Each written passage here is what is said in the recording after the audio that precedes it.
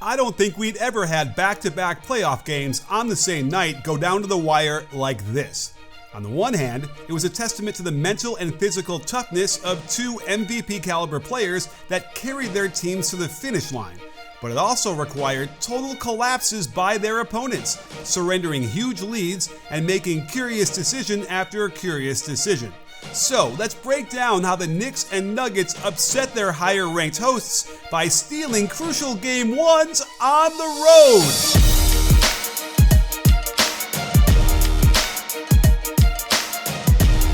A lot has been made about the Celtics shooting a ridiculous 63 point attempts and only making 15, and there are stats going around that say 24 of them were wide open.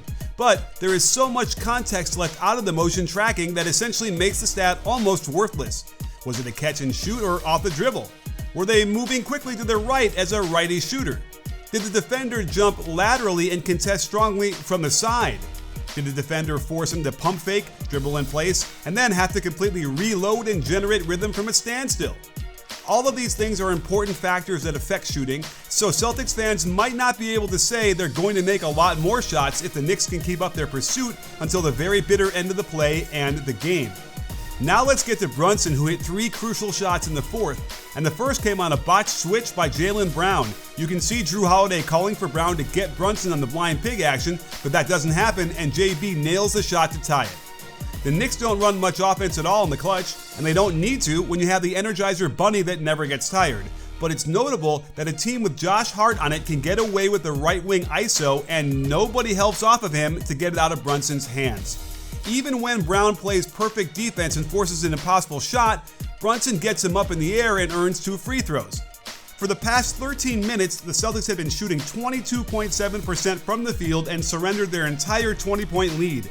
And one adjustment the Knicks made since Porzingis was out due to illness was to put Cat on Brown, since he'd been suboptimal from 3 all season long and was currently 0 for 8 in this game. So why would they run this play? A pin down to get Brown open in the left wing for a 3 with 12 seconds in the shot clock. The Knicks continue to hunt Horford in the pick and roll, and Brunson expertly rejects the inside ball screen, and his jab step into step back gets him plenty of space, and now the Celtics are worried. But the Knicks have a lot of confusion getting back, which is inexcusable after a made basket, as Bridges just decides to pick up the ball despite Brunson being there, making Brunson late to close out and give up a Brown drive. Then you have OG and Cat so afraid of Tatum spotting up they both jump to him. OG has to literally shove Cat towards his man, and White can't hit it. And now I love Jrue, and you'll see how important he's going to be very soon, but someone is going to have to tell me why he jacked up this terrible shot. After what we've continually seen from Brunson year after year, including in round 1, it was crazy to me that the Celtics would allow him to operate on Horford by himself on an island, especially because you could ignore Josh Hart on the perimeter and go double. To me, it doesn't even matter that Horford played good defense here. You have to eliminate this as a possibility. The Celtics' adjustment was to put Horford onto Hart, and this caused a delay as the Knicks couldn't figure out who he was guarding, and they finally jumped the ball and almost get the steal on the short roll, but that delay forced them to run out of time on the kickout, and a great double gets the stop, the run out, and 2 points without the clock running, which is crucial for the Celtics. Brunson wasn't perfect, with 2 bad turnovers in the fourth. This one was signaled as a carry, but it's really a double dribble, as the rule states a dribble cannot touch each hand consecutively without a bounce in between. With Cat and Brunson on defense, the Celtics want to get them both involved as much as possible, and it's just too easy to get him to open his hips and allow a middle drive. Brunson steps up properly and Bridges bumps down. Tatum is a little lucky this tip pass made it to Holiday, and there's no hope for Bridges to make it back in time for this white 3. Yet another possession, the Celtics allow Horford to be on an island, and I'm telling you, Brunson is a different kind of beast. But on this play, they almost get a travel on him, but he does release the ball a split second before his left foot pivot comes down to the floor. But how can Hart not move over to get this pass? The Celtics like to force Cat onto Tatum as if that's the show, but then one more force switch to get the shorter Brunson on the ball. The hedge is supposed to slow the ball down enough for Cat to get under the screen and recover, but his footwork is atrocious on this one as he just hugs Holiday and they leave Tatum open. He was way off all game long, but what the Celtics would do without Jrue Holiday, I have no idea.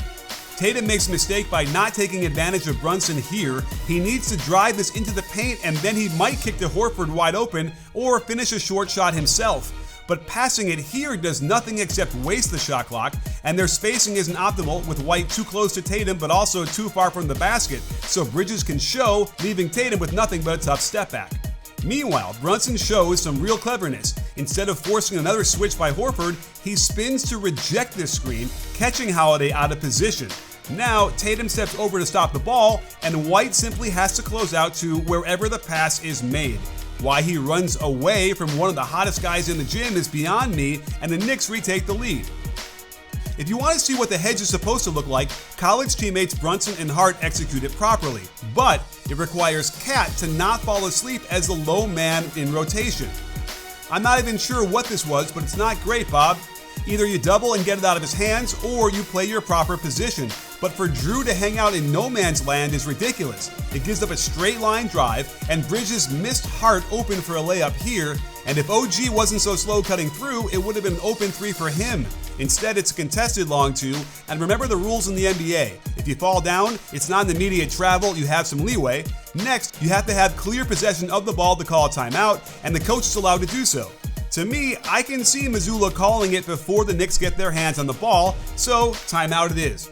The problem is, that timeout allows Tibbs to put his defensive team in with Cat and Brunson on the bench, and the Celtics didn't get the memo, running the same action they would have had Towns been out there. But Robinson is 100 times better at defending the perimeter, and Drew standing there in the corner with his hands on his hips says it all. This one was a doozy too. The inbounder is typically the most dangerous guy in a sideline out of bounds play with this much time left. It's a complete mistake for Drew to be denying the handoff. He should be between his man and the basket, chasing, then switch with White when the handoff occurs. Instead, he gives up a backdoor cut for a pretty open 6-footer that should have ended the game, but Brunson can't hit them all, and the Celtics escape, for now. Let's jump over to the OKC-Denver game because there were lots of subtle things to point out that all led to the absolutely shocking final play. Having held a 13-point lead as late as 6:39 in the fourth, it still looked good for them as they target Jokic in the pick and roll, and SGA gets his patented pull-up from the free throw line. Not much the Nuggets can do with this action. The Nuggets adjusted by putting Jokic on Caruso, and on this possession, instead of bringing Caruso up to screen and involve Jokic, they do it with Aaron Gordon's man, allowing Denver to straight switch. He can't keep SGA out of the lane, and Brown feels he has to crash into the lane. I get it, but it also leaves Caruso wide open. Dort had inside position for several seconds before the shot went up, and Murray is powerless to stop him from getting the crucial board. On the reset, you can see Brown starting to creep up to offer support since, like Brunson, you cannot let this man operate on an island. But it doesn't matter as he hits this one and it's sickening. It's time for the Jokic and Murray show, a lethal two-man game that the Nuggets have been mining for years now. Without bona fide shooters around them, there's not a lot of space to operate, but who needs it when Murray can go tween pull from 19 on one of the best defenders in the league? Non-OKC fans will be ecstatic with this one, as they've been warning all season long that SGA's foul hunting won't be rewarded, and on this play they were absolutely right, and it was crucial. It directly led to this foul by SGA and free throws without the clock running, a gift from the basketball gods for a team that is down 9 with less than 4 minutes left. The Nuggets got pretty lucky initially on this possession. Murray is guarding Williams and Russ is on Caruso, but Murray decides to show lightly at SGA, leaving Williams wide open under the hoop. They miss him and run a little two-man game that gets Hartenstein's patented 2-foot hop into a push shot that gets them the 9-point lead again. It's Jokic time, and the Nuggets run a version of Spain pick and roll where Brown holds in the free throw line, but here's a mistake. Hartenstein was in good enough position to get to Jokic, yet SGA rotates into a switch. He's got no hope to stop him that close, and Jokic gets 2 steps after he ends the dribble with his right foot down. Doesn't matter how long it takes to get those 2 steps, and he gets 2 more points without the clock running. It kind of looked like no one wanted to shoot the ball after SGA created an advantage. This could have been an open 3-point shot. Then Williams thought about the pull-up, great pressure by Russ, and good contest by Jokic on the difficult-to-gauge 11-footer. The clock is the Thunder's friend, and yet they kept stopping it to give Denver scoring chances, which was the only way they're going to get back in this game. While we see Brown starting out on Gilgeous-Alexander, this almost turns into a box-and-1 when Murray picks him up out top. So Hartenstein does a smart thing by pinning down the forward on the weak side as Chet gets a great look. Murray and Jokic are grizzled vets in this situation, and they know how to force a switch and gain the positional advantage. Watch SGA gesture to Williams to ignore Russ and go double. By the time he even gets near Jokic, it's way too late. Can you hear me shaking my head? This is a hybrid zone by the Nuggets, as you can see Murray guarding the right side and Russ patrolling the paint before paying attention to Caruso. Now watch Murray signal for Jokic to get over and help. Great D up until the point where Gordon doesn't go for the rebound. How Chet and his 7'4" frame missed this, we'll never know. This ends up costing them dearly, unfortunately, as Chet is still not strong enough for the likes of Gordon, and again, he just needs to yell for a timeout and for the refs to hear him before the Thunder can get two hands on the ball. We can see him calling for it here, so I'm fine with the refs honoring it. There's nothing fancy needed when you have these two running your offense. They don't even need to force a switch, as Jokic is playing like he's in his driveway playing horse, just jab stepping into a three-pointer that cuts it to one and reminds us who the real MVP is. Here's the chess match. Denver knows they want to screen with Hartenstein, so they put Murray on him instead of Jokic. The high head stops SGA enough to allow Brown to get back. SGA ignores Hartenstein open on the roll, and look at the spacing now. With both low posts filled, it's very easy for the Nuggets to load up and contain, as two players can contest this shot into a miss while Jokic cleans up the mess on aisle 6. I don't think OKC was aggressive enough ignoring Russ to get in the way of this two-man game, but we do see Dort get both feet in the lane to shadow Jokic. This is when Russ should have cut to the basket. He's going to be left open on the perimeter for a very good reason. And when Dort stops the Jokic drive, they lure Russ into the exact shot they want and get the exact result they expected. But three-point shots end up as long rebounds. Gordon tracks it down, and what seemed like Denver's last chance is turned away by athletic rim protection and loose ball recovery. Now we get into advanced game theory. I've been convincing coaches to foul up three for 20 years, but always with less than 10 seconds on the clock. Does it work if you do it earlier than that? The issue is that you're giving the losing team more possessions, the exact opposite of what you want. Caruso fouls properly with Jokic's back to the basket, so there's no chance to say he was shooting. This was problematic coaching here. Mark Daigneault has a big break in the action to get his guys set up and prepared to inbound. He knows the Nuggets will have to foul, so why on earth are you calling a timeout here? You shouldn't need a timeout to set up a press break, and it will be a crucial mistake in a second. This is pretty interesting since the Nuggets might have wanted to double the ball and get aggressive with a steal attempt and after 3 or 4 seconds take the foul. However, without any more timeouts left for them, they can't advance the ball to half court, so it would have been too risky to even try that. While you never want to give up a wide open dunk, this might have worked out to their advantage because only 1.8 seconds went off the clock. Should SGA have dribbled this out and taken another 4 seconds off before getting fouled? Yes, he should have, since he's a great free throw shooter and they'd have gotten the 2 points plus been under 7 seconds left. This mistake cost them dearly, and it remains to be seen how profound as this series wears on.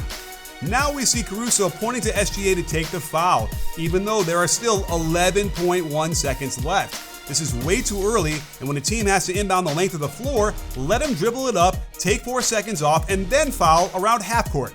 Whatever I said about calling that timeout after a Denver made free throw, just repeat it back to yourself 10 times louder, but I did find it funny that Chet takes a practice shot here. He must have known what was coming. Now watch what Jokic does. He walks over to guard the ball, asks to hold it, and then tries to rub some sweat on it to make it slippery. I shit you not. Watch his right hand, like he's Phil Niekro throwing spitballs in the major leagues. Caruso was all over it and has the referee wipe it dry, but great try, Nicola. I respect the hustle. Next, he knows he can face the court and deny the ball to SGA since they have to foul immediately, and Chet wins the prize. I always like looking at facial expressions of the players about to take clutch free throws to see if we can catch a glimpse of what's going to happen. He misses both of these, so what do you think, sports fans? Can you see it in his eyes? He holds very still for a lot longer than is typical, and it works okay for him as he shot 75% this season. But he leaves it a little short on the first one and is even shorter on the second one. And this is where it gets worse for Chet. The Nuggets now must race down the court and find a shot. I gotta be honest with you, when Russ had it here and the game resting on his decision, I didn't have a lot of faith, but doggone it, he finds Gordon wide open on the wing. In a hilarious reaction, the local Denver broadcasters also let us know how they felt about Russ bringing the ball up the court in that situation. No! Oh, no. Oh, geez. Gordon. Now, Chet should have been in better position to pick this up, but I bet he wanted to protect the paint against a wild Westbrook drive. He still needed to close out much harder than this, and Gordon lights it up. Remember those 2 needless timeouts OKC took? They sure could have used one of them right about now. Instead, we've got a veteran team with title experience with home court advantage, and the possibility of a fragile psyche with the youngest team in the playoffs looking exactly that. Back to overtime of the Knicks Celtics, and the issue I have with the Celtics offense is that there's a lot of standing around, making it easy for a good team to defend. Brown can't hit Drew open on the slip, and instead of a one-handed pocket pass off the dribble, he robotically does a jump stop that allows the double team to make the pass a lot harder. There was a chance for Cat to scram Brunson out of there, but credit to Cat for getting down there quick on the duck end to prevent the layup, and Bridges' excellent rotation to take away the easy kick out, and they're forced into a shot clock violation. We're familiar with all the criticism of Jaylen Brown's left-handed drives, and unfortunately, he gives us another one to add to the list, but it's more about the long arms of Bridges being able to reach in and then miraculously save this to a teammate in an incredible display of awareness. I guess Tatum was also in awe as he jogs back down the court, too worried about calling out Brunson and not realizing his own man is rim running for a dunk that should never ever have happened in this situation, made even worse by the foul for an and one. The three-point hunting was a source of criticism for the Celtics all season long, as this is no way to run an offense when down 3 deep into an overtime. The ball never gets inside of 22 feet, Drew is going against a great defender on the switch, and there are 11 seconds in the shot clock, but they get a little lucky as the ball goes out of bounds off Bridges.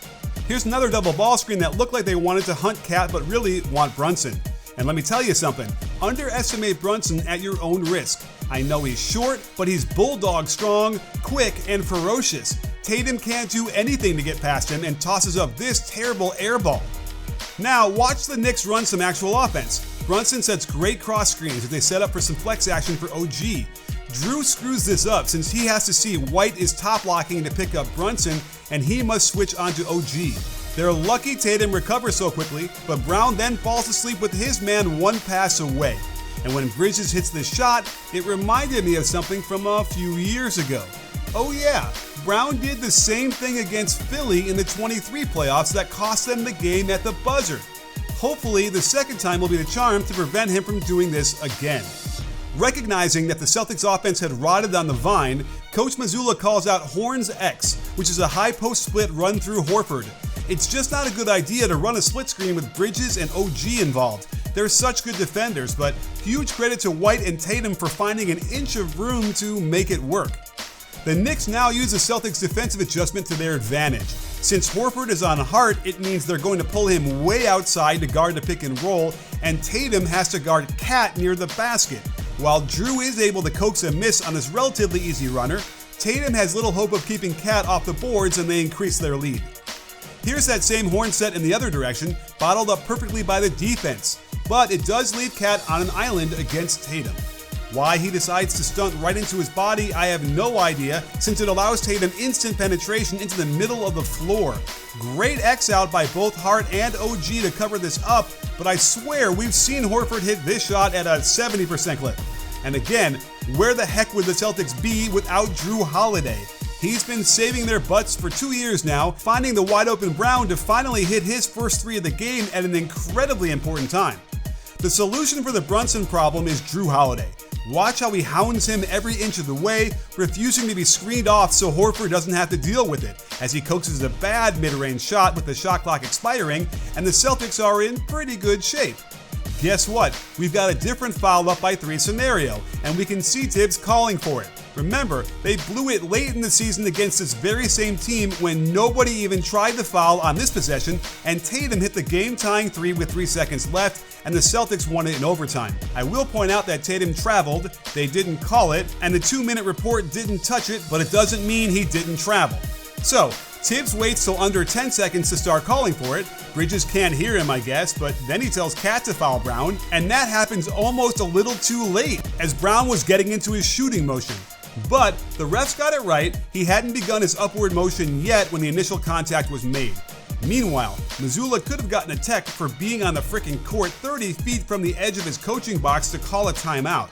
That foul was their foul to give, so they have a choice to foul again, but with only 3 seconds left, it becomes a bit risky that you'll foul a shooter. After the timeout, they run a busy play, with McBride the only guy not switching on this Drew cut. And it's a good rule. If your man is moving away from the basket, stay with him, but if he's cutting off a screen towards the basket, switch. This prevents anyone from getting open, and they burn another timeout in order to run this play, which looks like a football fly pattern. Problem is, you can't do this with Bridges on defense. He's too long and too good to throw it up for grabs. They should have forced McBride onto him and then thrown it up. So now the Knicks have some control of the series, wondering if the Celtics will remain cold from 3. Game 2 looms very large and probably decides this series.